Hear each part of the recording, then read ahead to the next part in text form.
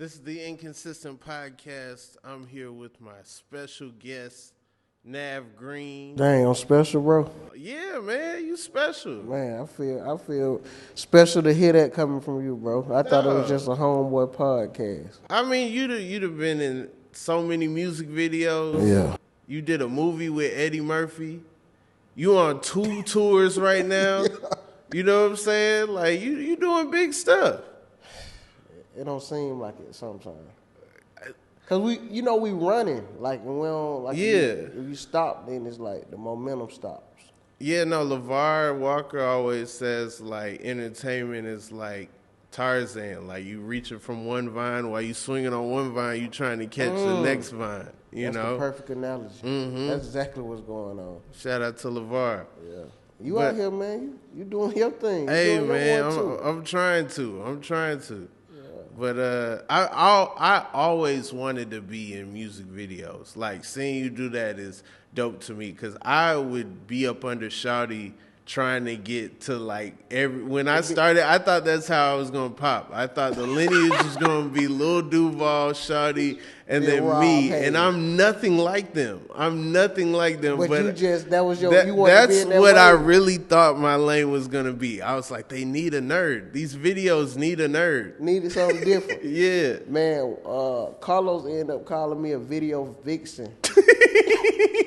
Look, I did 2 Chainz video. Then I turned around, I was in Moneybag video. And then it was the City Girls and Lil Baby. I had a little cameo in that video. That was fire. He was like, dog, you out here being a video vixen. I see, you know how you get those compliments, dap you up. I'm like, not dapping you up, you calling me a video vixen. You gonna be on King Magazine next. So it's like, bro.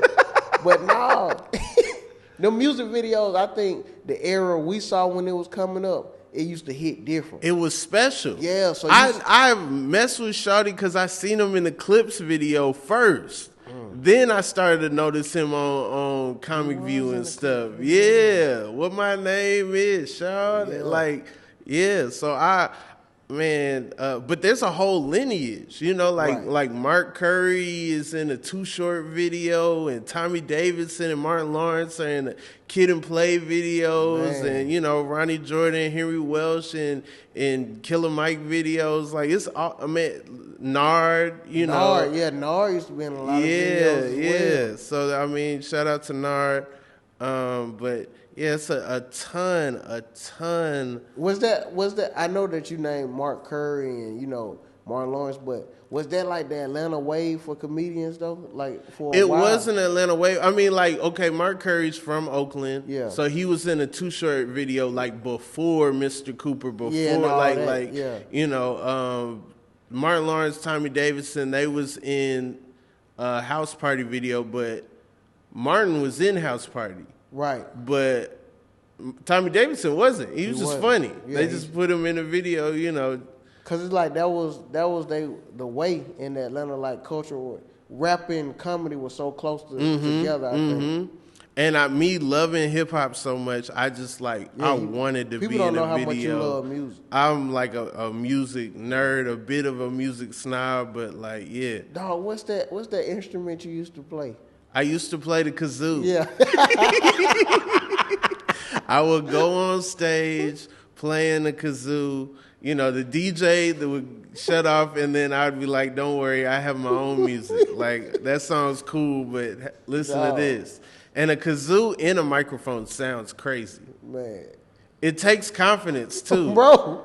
Because, if you weather, they can hear it in the notes. Like, you got to just play it. You was doing that in front of some real crowd.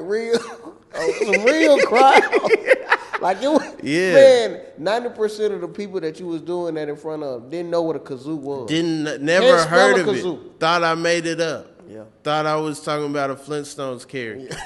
Yeah. So Navv, this podcast has one rule. I don't know if you're familiar with the podcast, but I watched clips. I haven't not seen a whole episode. Okay. I watched clips. I seen you had Mandel on one. Mandel, yeah. Shout out to Mandel. I seen recently Foskey. Yeah, I seen Will the one with Foskey. When he was y'all was talking about the in and out. Yeah. Yeah. So. But the rule is no Googling, no looking anything up. It's just our ideas. If we get something wrong, we just get it wrong. Oh, yeah. That's or we perfect. can just make it up, have fun. You know me. That's right up my alley. I'll time stamp it and all. Like, have some quotes with it. Yeah. So that's really the only rule here. I just don't like watching podcasts and people, they don't know something, they try to hurry up. Yeah, and be like, make a take real quick. Nah. Yeah, nah. We ain't doing We that. just come in here with what we got. Bet. Navv, where are you from originally? Originally, I grew up in College Park. Okay. I grew up in College Park. So I was about in the 9th grade. My family, they moved to Gresham Road. Okay. But I was still going to North Clayton High. Did you ever play for Gresham Park? Did you play Pop Warner football? Yeah, but I was on the south side. Okay. So by the time I grew up moved to the east side, I was in high school. Okay. So all that was over. Where'd you play? At North Clayton Park. North Clayton Park. Okay. Yep. I played at Sandtown. Oh, yeah, so you know what's going on. Yeah. Did y'all play by the age or by the pound? By the pounds. Okay. So I maxed out early. Yeah. I was 9 years old. Because it go up to 140. Yeah, I was 9 years old playing with 13-year-olds. Yeah, no. The difference between playing by the pound and playing by age, if you play by age, it's a free-for-all. You could just, like, everyone's the same age. Right. But you could play against kids who are way bigger than you. And so us sheltered kids, we played by the pound so that everyone's about the same size when they played. So I would always play. I would play younger, heavier a little bit, but not like I wouldn't jump up so much. I was playing with kids that were like different ages. Yeah. But then when I got to middle school and played middle school ball, it was like, oh, this is crazy. Like this is like jumping into the pros. Yeah. Like there's some kids with grown man bodies. Big jump. So I went from like basically if you're gonna play by the pound, you should play a skill position. Because you're gonna have the least risk of injury. You'll be able to learn a skill position. But see, I was playing by the pound, playing offensive line, defensive line. You know where I was at. Thinking I'm a lineman. And then I get to middle school and it's like, no, you're not supposed to be here. Yeah. Go with the tight ends, the defense end, somebody. No, but I have no skills. I don't know. You never caught the basketball. No, I meant the football. No catching drills, none of that. And then I get to high school, I'm like, the only people my size are DBs. I guess I'm a DB. I was the slowest DB in the history of junior varsity football. Dog, so I'm playing football in middle school. I was at North Clayton Middle School. Okay. I'm good in middle school. Mm-hmm. I'm coming off the ball quick because I was playing nose guard. Okay. So they'll put me right there because like speed type of stuff I was doing. So cool. We going from 8th grade to that 9th grade summer. And you know that's when you start working out with the high school. Mm-hmm. So you know all the high schoolers not there yet. So I'm still looking good during this time. Yeah. Man, the real high schoolers start coming, and now we're going against, varsity at practice. You leaving the perimeter. Yeah, and that's when I realized, I'm going to get killed out here. Yeah. Dog, it was real grown men, 11th, 12th grade, 300 pounds. Oh, yeah. And I'm short, dog. Oh, yeah. Maze, we were great in the city. Right. And we were really great when we played Washington. It was tough when we played Westlake, Doug, but we would make the playoffs in the city. Once we started playing them schools Georgia, down south, them schools down south or them schools up north. Like, yo, that guy's got a beard. Dog, that's a grown man. If you familiar, North Clayton wasn't a great football school. Okay, it wasn't a great football school, dog. I was getting destroyed at practice, and they can't beat nobody. That's funny. I said, I know I don't stand a chance when we play the teams we're supposed to play. But Morgan Burnett, I went to school with him, Morgan Burnett. Now, he was a dog. Okay. So, that's what, if I have a son, I would model my son around Morgan. You would let your son play football? Yeah.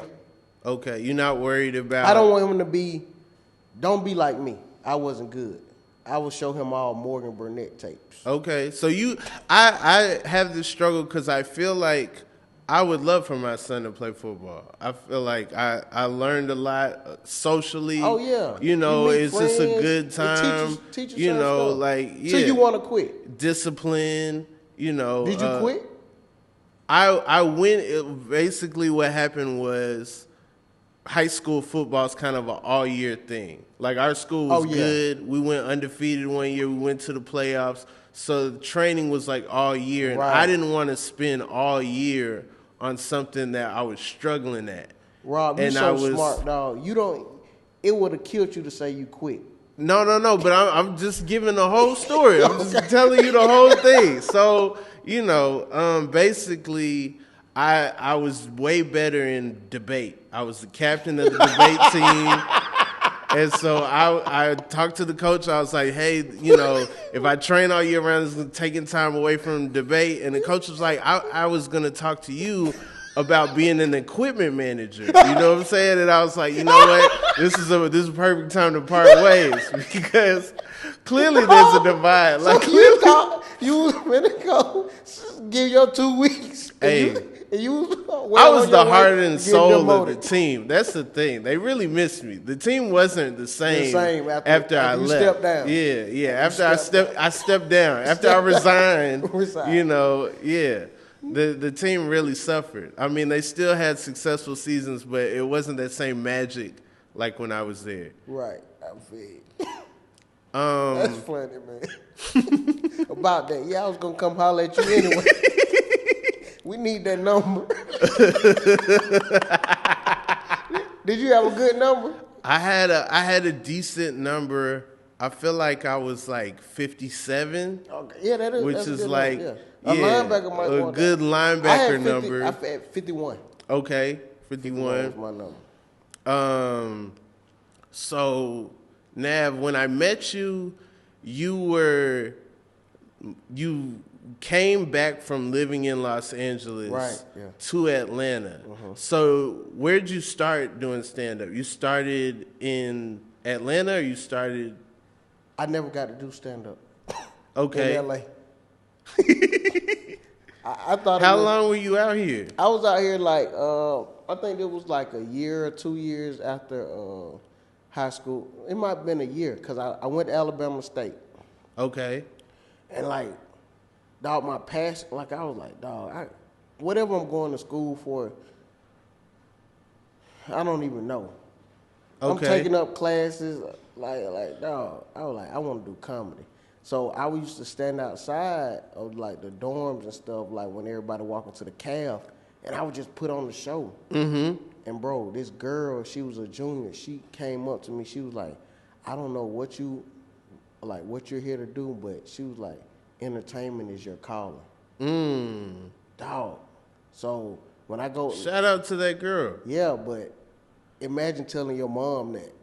Oh yeah. What damn girl?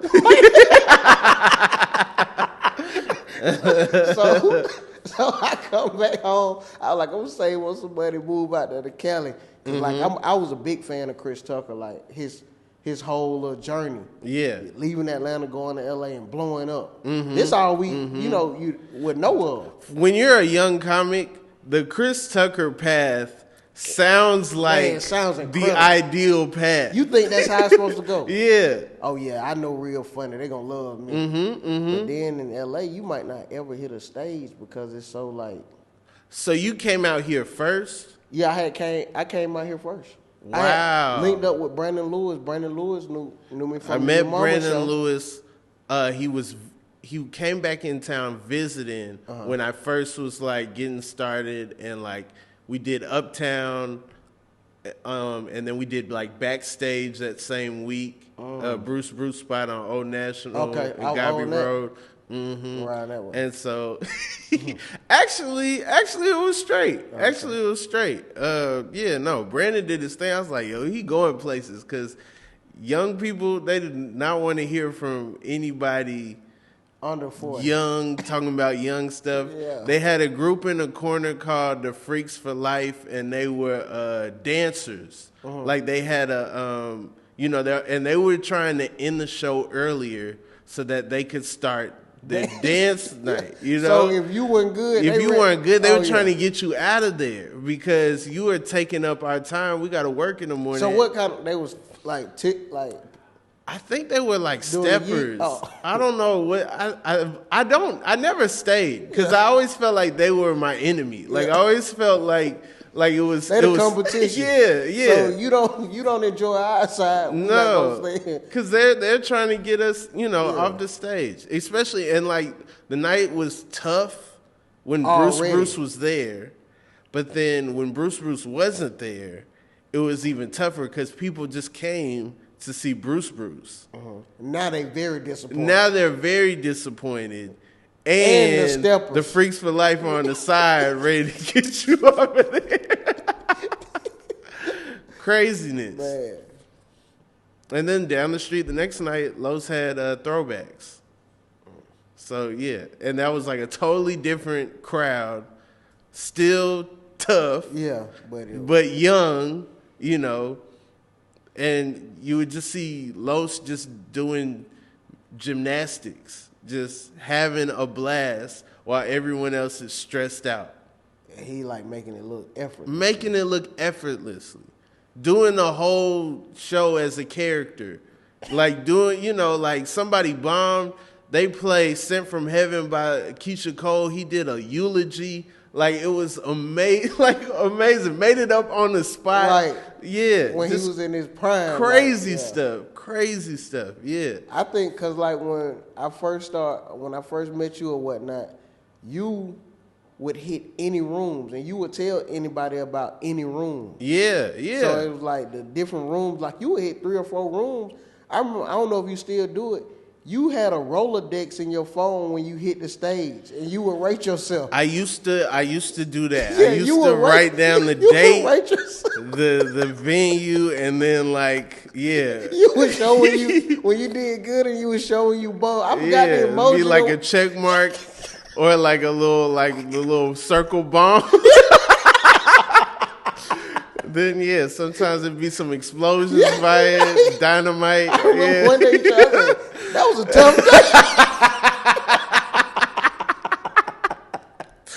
Oh my God. Man. Yeah, it was wild. It was just the grind, like seeing that, and then plus, I'm so happy how it happened though. Like I think Atlanta like made me tough, and then it gave me a voice. Yeah. Because I think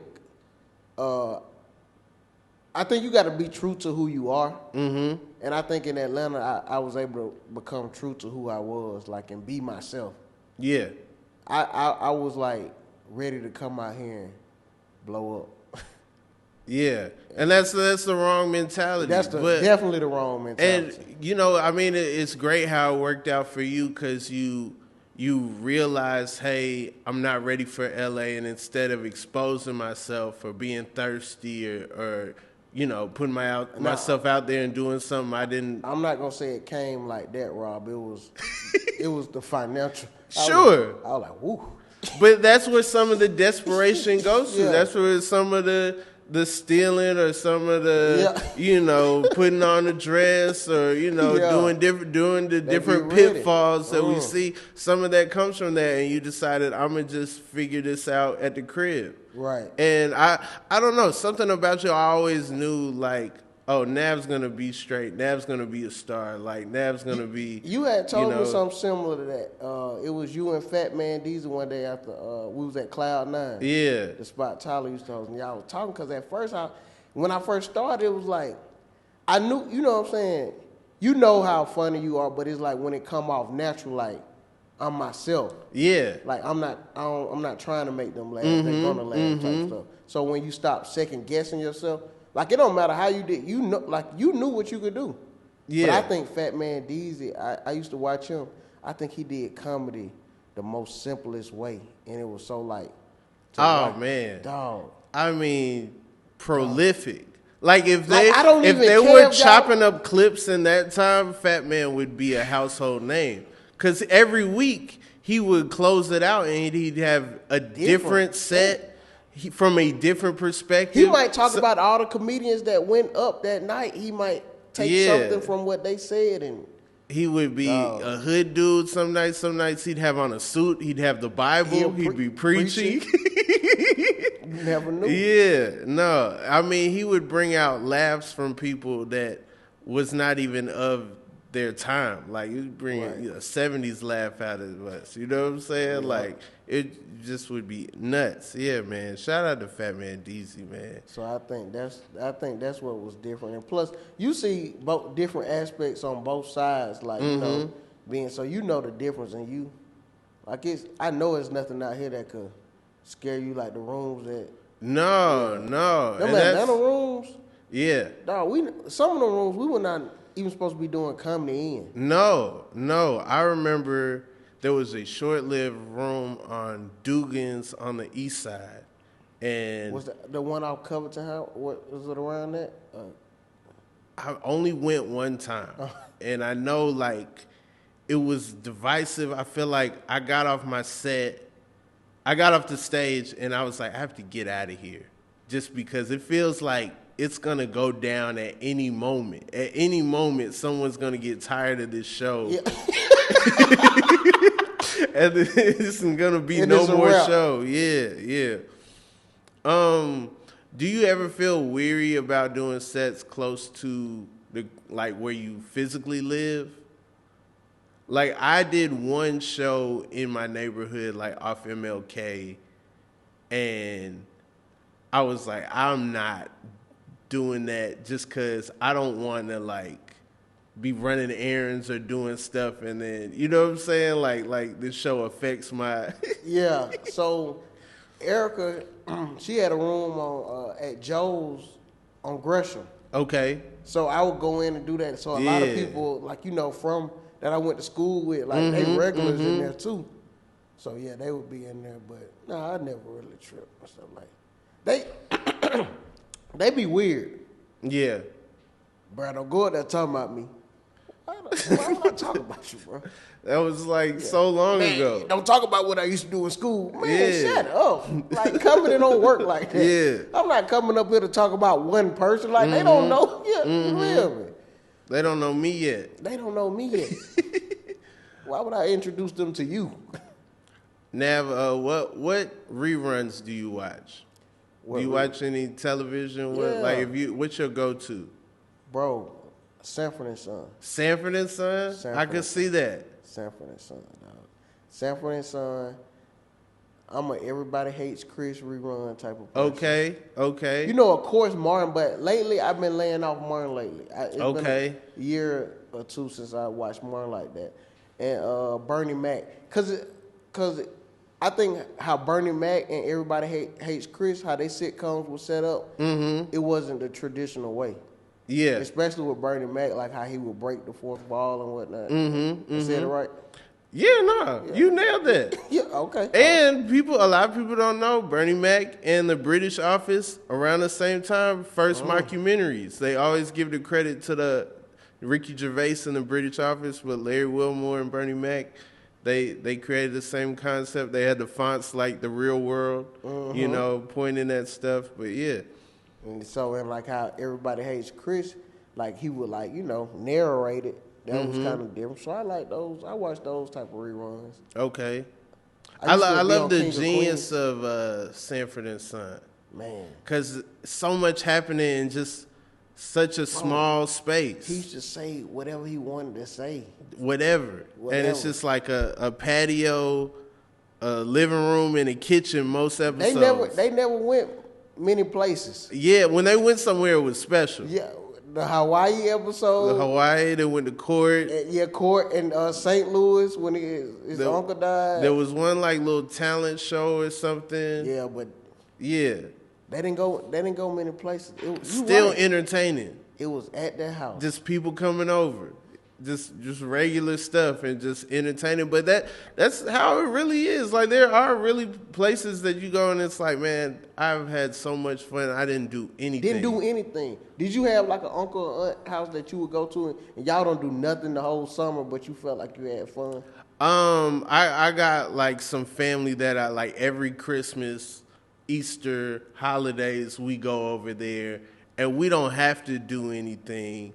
Like, there might be a game on, but the game ain't why we over there. It's just the people. Yeah, okay, yeah.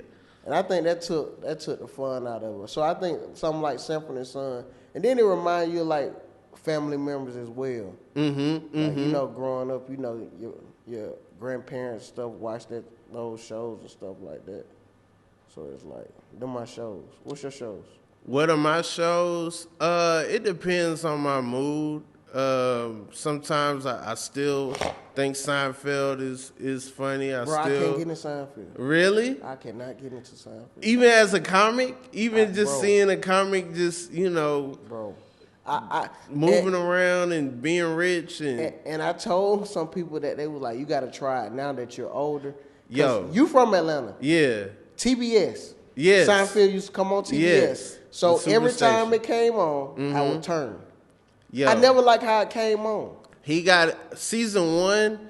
It's so much stuff you can relate to. So like he got one episode, and it's about basically he flew this girl out, or no, this girl hit him up like, "Hey, I'm coming to New York," but he don't really know like he don't know her well enough to really know whether he's gonna smash or not. You know what I'm saying? Right. But then she actually got a dude that she's trying to link up with in New York while she's at his crib.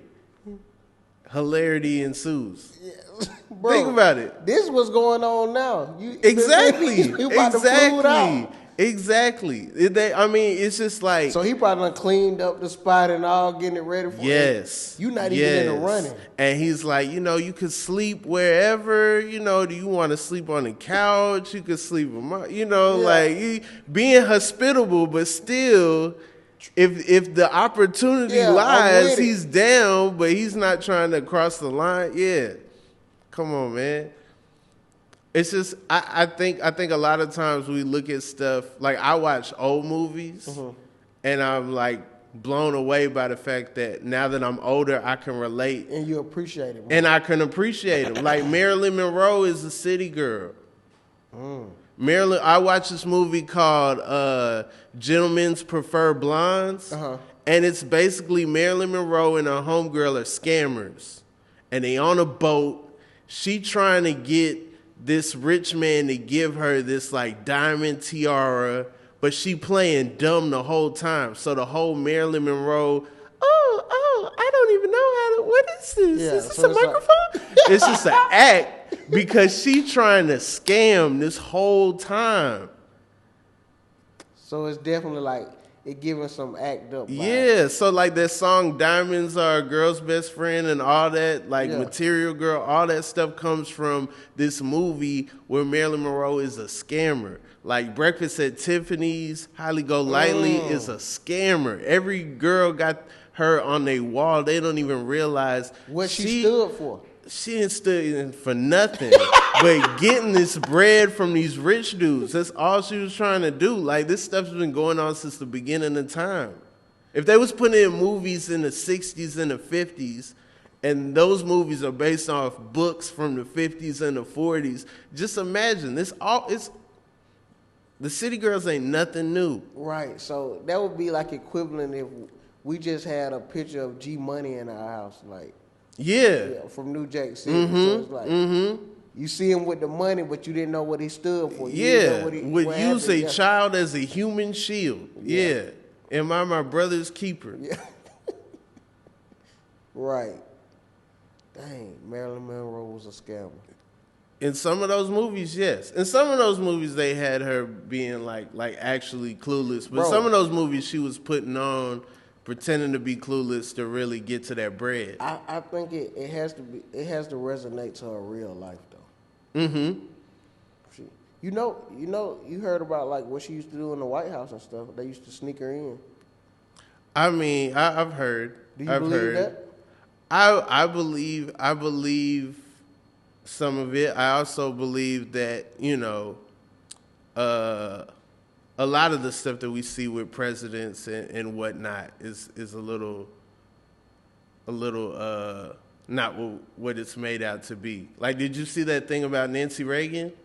What? They said Nancy Reagan was like the super head of her time. Man, I thought that it was a little meme or something when it was something like that. It was going around. This happened This was this year. Recently, it came out in like someone's book yeah. that like Nancy Reagan was known for amazing blowjobs, Bro, amazing head. You gotta think like sometimes we just gotta let history dissolve. Yeah, bro, cause she got great grandkids. Yeah, not Nana, but. I don't know. I think some of it is the like. Who is that history for though?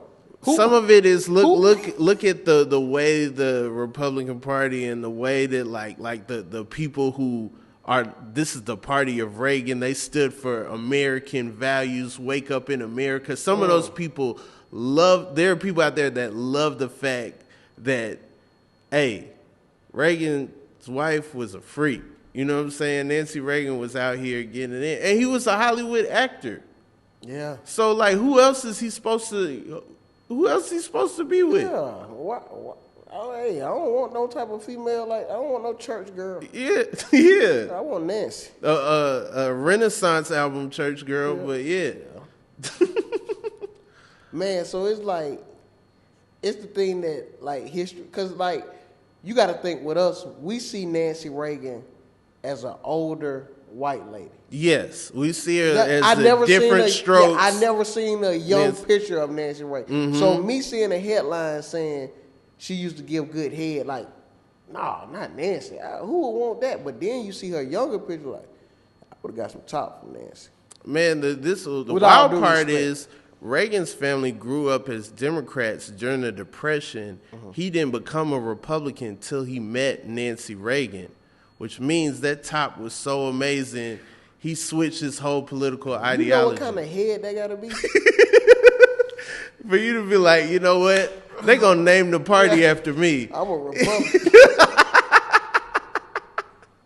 His whole family disowned him. Oh, man. Navv, do you believe in aliens? No. No? I don't think I have time to think about. You don't have time to think about aliens? No. Like, okay. It's so much that I could put thought into for me to be like, are aliens real or not? I'm starting not to believe in outer space. You don't believe in outer space? Not no more, dog. So what do you think? Where do you think they went? I don't know. I think after a while, like, they probably explode.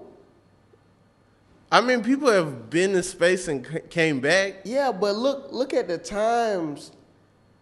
Like, why, with all the equipment and technology that we have now, why can't we get better? We was getting better pictures of the moon and Mars in the 80s. You think so? Man, they was stepping on it. Like, I feel like now with these 4D cameras and 4K, all this type of... We stopped going. Why? Because there was no more science left to do. Says who? Says NASA. So, but for a person like you, who just asked me, do I believe in aliens, this was set to stone. What? If somebody go up there and really see what's going on. I mean, I would love that. I would love for one of our rivals to go up there and see if there's a flag and find this flag that we planted on the moon. I would love for that, but at the same time, I don't know. My parents grew up in the 60s. They have me believing in the whole thing. We went to the moon, we put the flag down, one small step for man, one giant leap for mankind. What would make a person want to even be an astronaut to begin with? I think you gotta have a hardcore love for science so much that you would give up. You would wear a diaper. Give up a decade. If you love science so much that you'd wear a diaper, you could be an astronaut. I think that's top of it. Like, do you love science so much that you'll wet yourself and everyone knows it? You know what I'm saying? Like, they make the spacesuits white so you think they clean, but they disgusting on the inside. They soiled up. Yeah. Look, like, what's the first thing if you an astronaut and you done took off? Be like, dang. Like, what would you be like? You realize that you left behind that you wish you wouldn't have chose this. I think the first thing I'm thinking is I gotta stay awake as long as possible because I want to see this. Think about that. I want to see the atmosphere. You don't want to be dozing off on like a once in a lifetime experience. You know. What if you so tired when you get up there you can't even plant the flag? Like you excited. You excited. You couldn't sleep for weeks. I'm about to go to space. I'm about to go to space. The minute they got you launched in there, they counting down, boom, you knock out. You miss it. You miss the atmosphere. Because how long it used to take to get to the moon? I feel like it'd be a couple days. No. It's far. Yeah, it used to take 13. It used to take years. I feel like it would take days. To get to the moon? To get to the moon. Man, Rob, it used to take them, I want to say they used to miss out on years of their life getting to the moon. Not years. Yeah. Not years. They say it takes like 4 years to get to Mars. 4 years to get back. So that's a total That's of why 8 we years. haven't had anybody go to Mars. Why? Because that's a long time. Yeah, but with the equipment now, you should get there faster. I mean, but think about, like, you got to... So you on the phone with somebody, you got the people in mission control, you know, something happened, they decide they gonna move to Chicago, they quit their job, you know what I'm saying? Now it's somebody else on the line, they don't know what they doing. So like, you headed to outer space and you like, yeah, we got a pandemic going on, the monkeypox, like like what? Hold up, ain't nobody in the office? Hey, we're working from home. Here's the Zoom link. Like what? A Zoom link. What if you get fired while you headed up there? I don't think they can do that. I think once you in the air, you good. You gotta complete your mission. Yeah, I think once you get in the air, you good. Hey, dog, you can finish that, but once you get back, you need to come clean out your locker. So one time in Huntsville, Alabama, they got the Space Museum, right? And I used to go there as a kid. We used to take a big charter bus, go there, come back, and whatnot. That's a good So field I trip. had a show out there in Huntsville as an adult. And you went? And I went to the Space Museum just as an adult, just to see it, you know, something to do during the daytime. Can't eat soul food and barbecue all day, you know. You can, so, but it's I not mean, good. you know, I was alternating. It was crazy. But I asked a former astronaut, where do y'all come while y'all are out there? You want to see like a 7-year-old try to like square up with you? Cause I'm like, yo, eventually you got some residual or something, you know what I'm saying? Like in space, do you even want to? You gave up sex. when you put your spacesuit on, it's You like, gave up sex? yeah, like, dog. Nah, I think either before you go out there or before you get back, you the king of the bar. Cause the minute anybody asks you what you do, you about to flex on them. I went to space. Yeah. I think during that time, it depends. I think if you come back now, like how people moving in, it's take a lot to impress people nowadays. Yeah. Like it depends on where you at. You showing them pictures. Yeah, it depends on where you at. Like you'll walk in some spots and people will be like, "Oh yeah, coming to America." You walk in other spots, they'll be like, "Oh, the king of Simone is here." You know what I'm saying? Like it's just, it's him. It's him. Nah, I don't know. I don't know. It's different. Like you appreciate that type of stuff. If an astronaut pulls his phone out and showing me pictures of him in space, I'm buying that man a shot. No, I'm buying that man a shot. I'm changing the subject. John Glenn, first man to go in outer space, he became a senator. He was cashing out all that juice. And then he went back. He got them to take him back as a 70-something-year-old. Dog, he was a scammer. Navv, would you rather be a volcano or a mountain? Volcano. Okay. Because with a mountain, people just walk on you, just do whatever they want to do. The mightiest. Yeah, but still, a volcano, you never know when I'm just going, Arr! Yeah. I might just light up and, hey, I'm here. Okay. All right. You got to respect a volcano. Yeah, that's true. Yeah. That's true. You at all times. At all times. You can never forget. You never. Yeah. Hey. A dormant volcano still have some people worried. Yeah, like I don't know what this might do. That's how I want. What you would choose? I've been on the mountain side of things, but I don't know. I don't want to just like ooze out destruction. Like lava just, it just causes so many problems. Lava on the street, it's no more street. But what will be the pros of being a mountain? I mean, only the mightiest could get to the top of a mountain. Only the chosen few. Plus you there. I'm gonna be here. I guess. Like you really didn't sell it. Like you gotta move your highway around me. You ever drove through Tennessee? Okay. Like go for that. you can't drive through no mountain. Yeah, I'm here. You gotta find out what you go around. Yeah. You might dip in another state before you come back over here. Yeah. Facts. Navv, what ideal movie role, if you could have any movie role, what would your ideal movie role be? I would say I want to be like an office manager or something. An office manager? Yeah. I think that's very achievable. I think, first of all, we didn't even talk about you being the shift leader. Oh, man. I think that's actually bigger than me now. It's bigger than you? Yeah, because people sometimes I don't think some people even know my name, Rob. And sometimes they don't even say shift leader. They be like, hey, man, you that McDonald's man, ain't you? And look at me, yeah? That's me. I am not Ronald. Yeah, I'm the McDonald's man. I am not Ray Kroc. Bro, but what's so crazy, I never got a dime from McDonald's. No. I never got a dime. No, of course not. You're supposed to get the bag from everyone else. Bro. You were clowning McDonald's. Yeah. Like when Pusha T did that whole beef song with McDonald's, Arby's, you should have got a bag from Arby's. You should have got a bag from Burger King.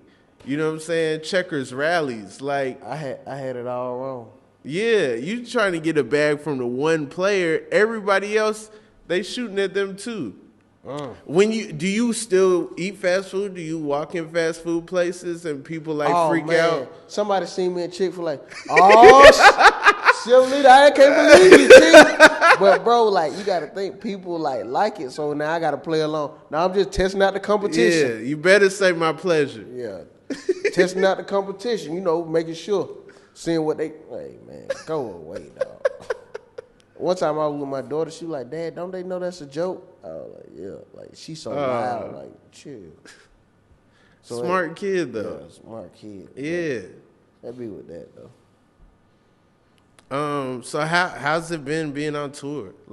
Do you like touring? Oh, yeah. I think, I never wanted, and it might sound crazy, some people, I love comedy, don't get me wrong. Mm-hmm. But, when people do, a full weekend, and they doing 2 shows Friday, 2 shows Saturday, and maybe 1 or 2 shows on Sunday, I realize how strenuous they could be, but sometimes it's golden because you get more material and you really don't work in the gym. But it's you working that muscle. I don't want to do that 35 to 40 weeks out the year. I like those one show days. Yeah? Yeah. What do you do during the day? It depends on what city. Okay. I love cities I've never been in. Okay. I go try a restaurant that I never tried, and then sleep. Yeah. I don't know what it is about that hotel bed. A lot of people I want to get in my own bed, not me. Mm-hmm. I like them hotel beds, them hotel pillows. Yeah.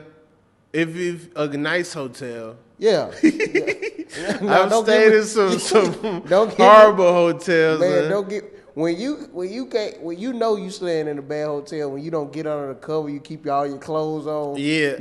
You just waiting for that sun to hit. I stayed in this hotel in Maine. I was in Bangor, Maine. I was doing a school out there, and then I get in the bed. I feel like something sharp. I'm like, oh, it's probably like a feather or something. It's That's like sharp? part of a syringe that was in the bed. And I was like, yeah, this is definitely not a hotel. Somebody shooting up in here, you know that's not a good. You know you're not going to have a better stay than they had. Like, it don't matter. Because eventually they was knocked out. You shooting up in the bed, you go. They got some of the best sleep that hotel can offer. Yeah. One of the best to do it when it comes to addicts in Maine. Yeah. I actually stayed in Portland, Maine the next night. I was like, I'm going to go to the next city over. But sometimes you can just tell when you walk in and you see the carpet or maybe the vacuum cleaner that they use and like, dog, it's not a good hotel.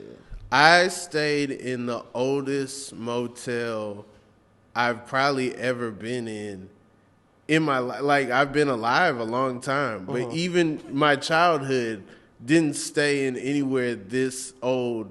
I was in Minneapolis. I was doing NACA, and I use like those websites where you get like the hot rate and stuff. Right. And sometimes you'll look up on, like, I've been in Chicago, stayed on the Magnificent Mile for $50. You know, like really expensive hotels, great deal. Got to pay attention to those stars.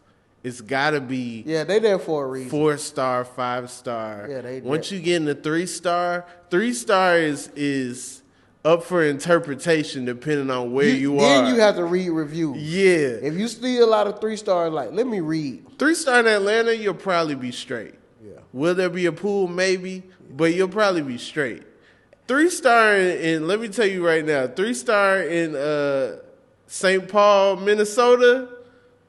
Hey man, that hotel room was from the 70s. No. Definitely from the carpet was orange. The TV had the wood panels on it. Sometimes, honestly, Rob, you got to read the name of the person leaving the review. Sometimes, because, bro, I go out with females a lot, like to certain places. Okay. Females are very impatient. Females are sometimes rude to the waitresses for no reason. Yeah. When you check in, you check in by yourself, right? I have to. That's a rule. I really don't like it when someone else is like going up and it's like we're ganging up on, you know what I'm saying? Like it's like an ambush. Yeah, like step they'll back. give you as many keys as you want. No. So it's like a female, for example, yes, I ordered a drink 2 minutes ago. Give them time. Like, we're not on it. Yeah, just chill. Yeah. Or when a female start looking around and see who else is eating it, I know we got in here before them. We got a different meal. We ordered different stuff. They got chicken fingers. You said come back to me 3 times. That counts. Bro, that counts for something. Hey, I'm not ready. Come back to me. Yeah. Bro, you they shaved was off ready. 4 minutes. They shaved off plenty quicker time. I hate this. You want yours fried hard. No, they didn't. Something's wrong with my order. I'm not tripping. Yeah, you not tripping. I'm just adjusting. Yeah. And then now that's their task. They're on a mission to make sure my order is right. All they're going to do is bring out more food. I can only eat one, you know. I got to wait longer now. I'm halfway into the messed up order. Yeah. So now we look like we trying to get over. Like we trying to just take a plate home. Yeah. Dog, that's funny.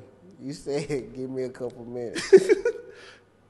Keep doing that and then be like, man, where's our food? Like, they don't like that. They don't like when they come and you're not ready. Oh, man. Yeah. So the worst is when they come, you start the order and then you're like, they come back to me. Now, when they do the drinks, and one person is ready to order and not the rest of the table, that really pisses them off. Yeah. Because, like, one person is ready. Yeah. The rest of y'all indecisive. I can't go put the order in. Because now I'm looking like the bad person when they're eating and waiting. Or sometimes they wait and they bring all the food out at once. When you go to restaurants, do you dress up? Especially if it's on some real, if it's a fancy restaurant, I'm not dressing up. Yeah. No. I've noticed that.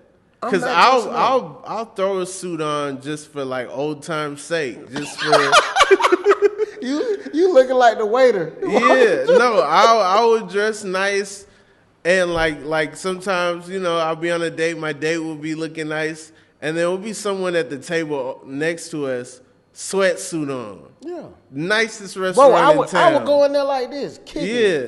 Cause it's like now you gotta wonder what does he do. Yeah. Like, I'm paying enough money to be in here comfortable. Dog, I'm finna eat. The shirt already tight on me if I'm wearing a suit. Yeah. I gotta start unbuttoning stuff and all that to get comfortable, sit down. No. That's wild. Unbuttoning your shirt. Yeah, cause like you at home. You can't even get comfortable. You done took the suit jacket off. Now you sitting there like, no. Now, you done spilled something on your suit. Nah. What I wear in there, I could just be in there kicking it. Yeah. Yeah, so yeah. I like that kind of, now that you said that, I like that you asked that because that's me. I did that last night. Yeah.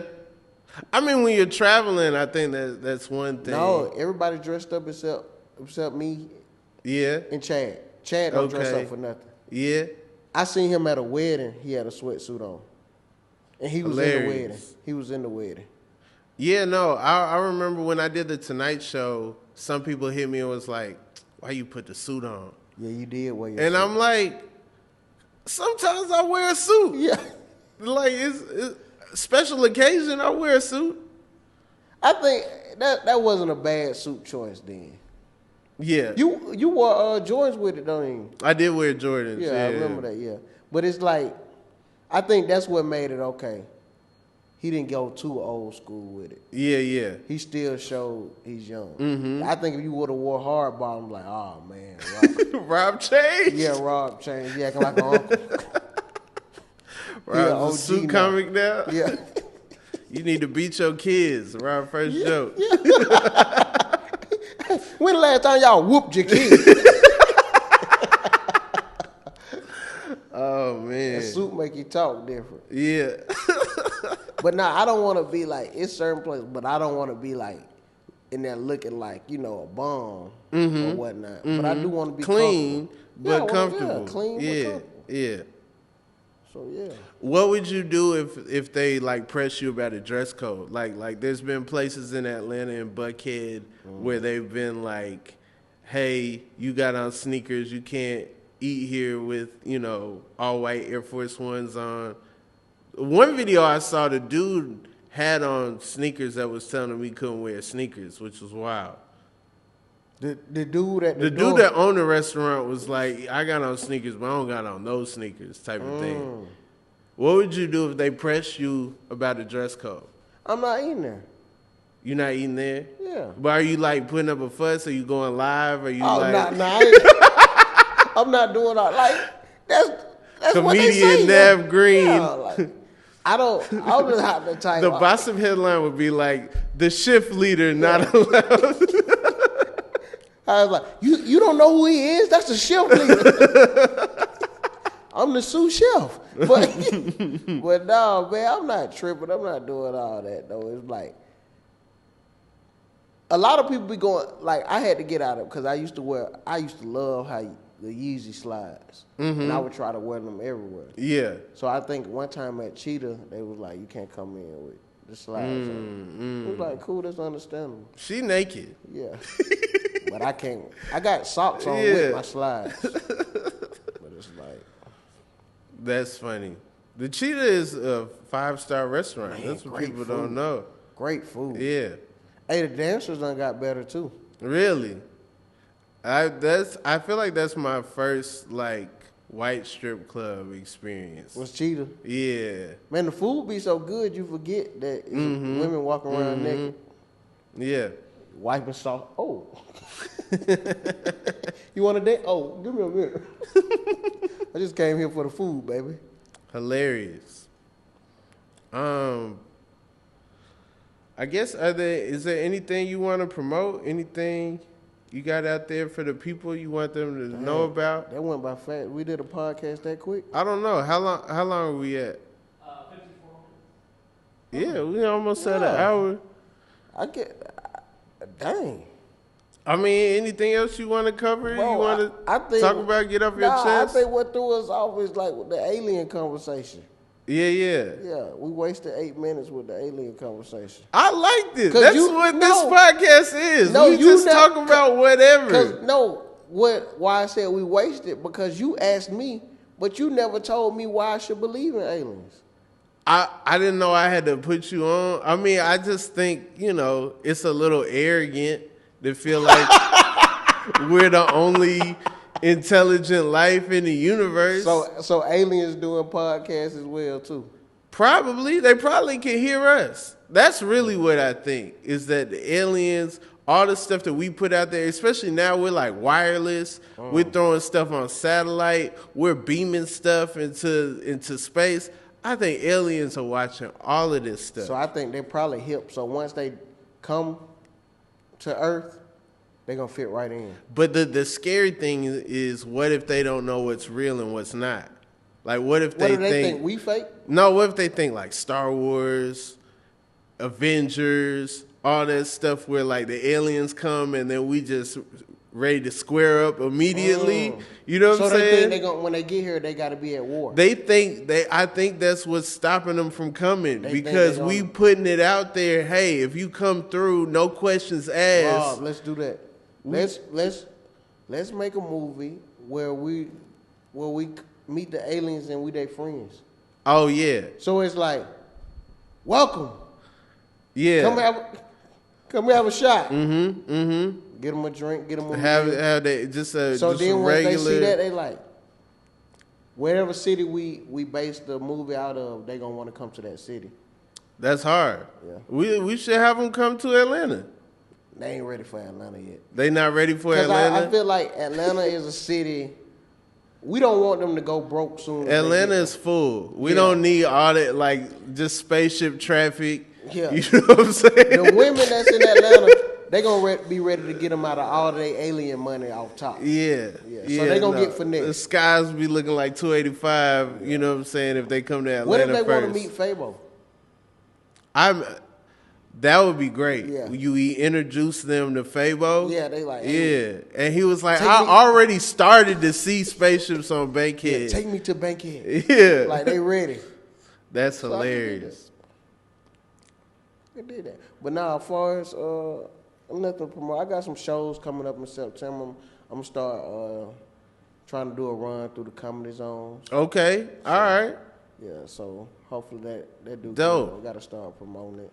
And then, of course, 85 South still on tour and doing their dates. And it be like, different after you do them arena shows. Yeah. And you do those comedy room shows, it be like, it's a different love for it. Because now it's intimate. Like, now I can see y'all, like, and I'm rocking. You know what I'm saying? Yeah, and like, when you do those big shows, you kind of restricted because there's no room for you to just, be loose and try stuff. Plus, there's a rhythm, there's a timing. You got to wait on stuff to cadence, go all the way to the back of an arena and come back.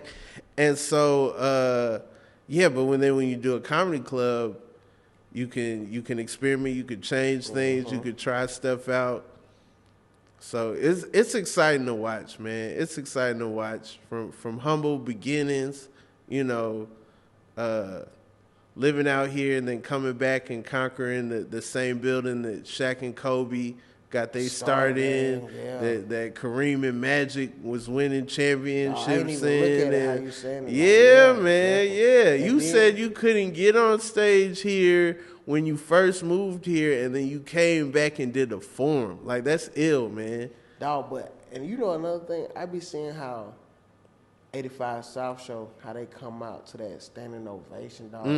Like, bro, it makes you feel good to just see comedy at that type of... Yeah. Bro, like... As someone who had the fortune of watching Los from from when I started, he was already a superstar, you know what I'm saying, in my eyes. And watching, I remember doing Vines with DC, and now he, he's a superstar in his own right, and seeing like Chico's ascension and Clayton and everything, it's just dope, man. It's just super dope, and just, you know, good people behind the scenes, always looking out. So yeah, big shout out to the 85 South show.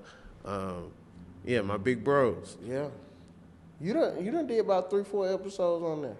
I think 3 of them came out. Yeah. Man, There's definitely a lost tape somewhere. I know Joe just sit at home sometimes and just watch all the unreleased footage, and he just keep the laughs to himself. Honestly, I don't want it to come out. I feel every time I leave, I'm like, oh, I could have said that. I could have said that. I could have, like, yeah. Bro, sometimes you'll just catch yourself just laughing, like, you forget that it's getting recorded. Mm-hmm. Like, I didn't, like, that's how this felt. Yeah. You got a good podcast. Man, thank you, man. So I felt like I had to bring it. I didn't have my sound effects. I didn't have my... oh, yeah, so you would do your own sound effects. Yeah, right? I normally have, like a aux cord and, like, had the sound effects and stuff. I did see an episode you did that on. You put that up. Yeah. It was something. It'll come to me later.